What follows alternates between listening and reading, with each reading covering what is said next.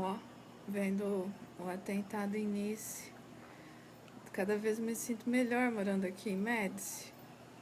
Não, eu sou muito medrosa mesmo, tá doido? Complicado, né? Vixe Maria. E sim, continuarei com esse filtro até o Snapchat voltar com aquele outro filtro que tira as marquinhas da cara. Dia começou a estação das cigarras que resolveram parar só porque eu resolvi filmar.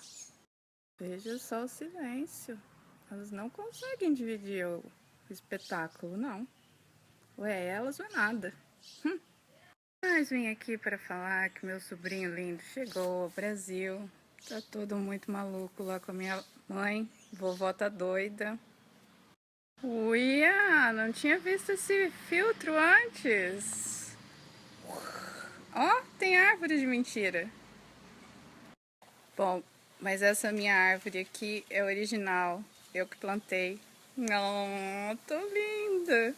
Mas sim, meu sobrinho Dylan é um artista. Ele imita as pessoas, ele interpreta, ele é ótimo.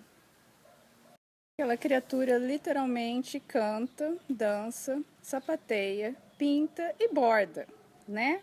Pacote completinho. Daí que as pessoas, amigas de minha mãe, falam assim: ai, parabéns, sua netinha é linda. Porque, pelo visto, fazer todas essas coisas é coisa de menina. Aff, gente, menos. Se essa teoria estiver certa, eu seria um homenzinho, mas daqueles bem hominho mesmo, sabe?